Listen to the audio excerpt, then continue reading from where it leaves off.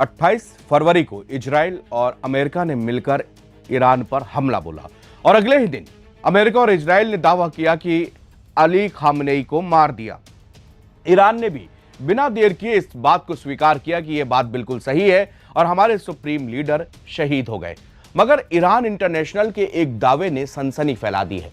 Iran international ने एक सूत्र से मिले आर्किटेक्चरल प्लान का हवाला देते हुए बताया है कि पूर्व सुप्रीम लीडर अली खामनेई के अंडरग्राउंड बंकर कॉम्प्लेक्स में धमाके से सुरक्षित रहने वाला एक कमरा और सेंट्रल तेहरान के नीचे से निकलने के लिए सुरंगें शामिल थी।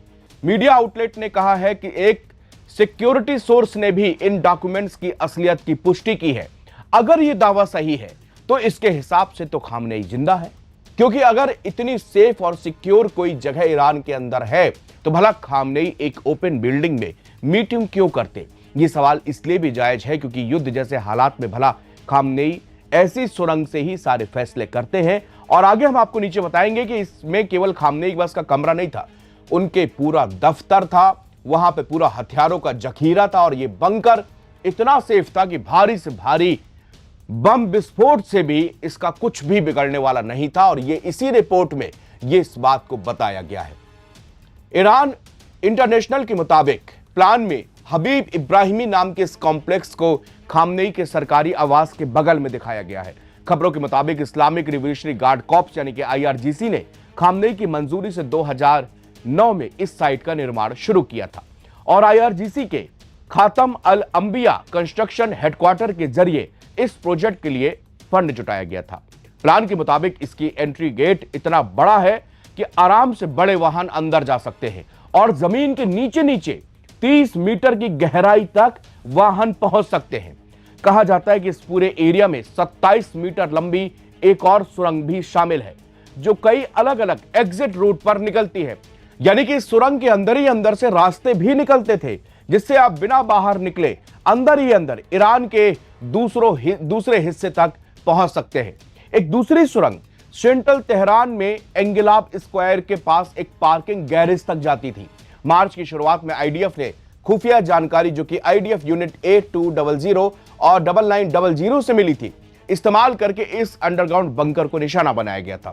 उस समय आईडीएफ ने कहा था कि 50 से ज्यादा विमानों ने तेहरान के बीचों बीच कई ब्लॉक में फैले इस गुप्त अंडरग्राउंड ठिकाने को 100 से ज्यादा हथियारों से निशाना बनाया।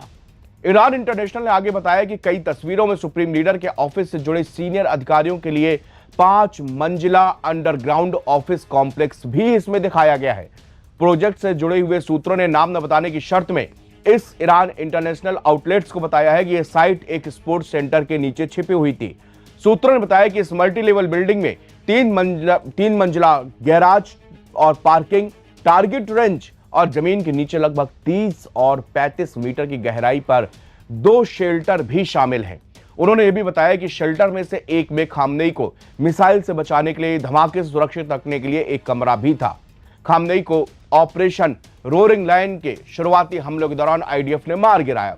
जिस वक्त इजराइल का यह अटैक हुआ उस वक्त खामनेई एक रेगुलर कमांड कॉम्प्लेक्स में मौजूद थे, अधिकारियों के साथ में मीटिंग कर रहे थे।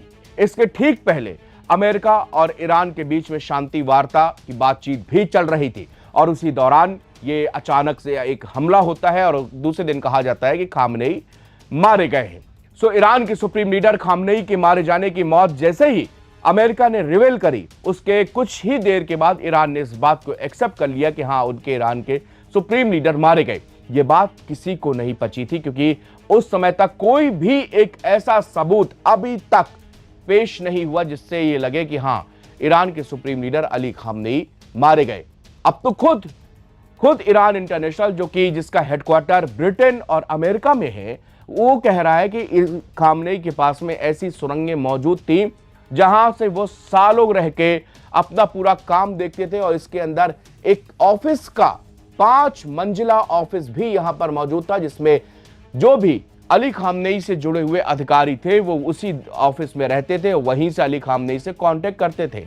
इस सुरंग की बात मैंने आपको बताई, आपको हमको अब हैरानी होती है इस बात को एक्सेप्ट करने में कि क्या जब इतनी मुफीद जगह ईरान के अंदर अली खामनेई को बचाने के लिए बनाई गई थी तो क्या एक ओपन हाउस में एक ओपन एरिया में क्या अली खामनेई कोई मीटिंग कर रहे होते, जबकि पल पल ये पता था कि किसी भी दिन अमेरिका और इजराइल मिलकर ईरान पर अटैक कर सकते हैं।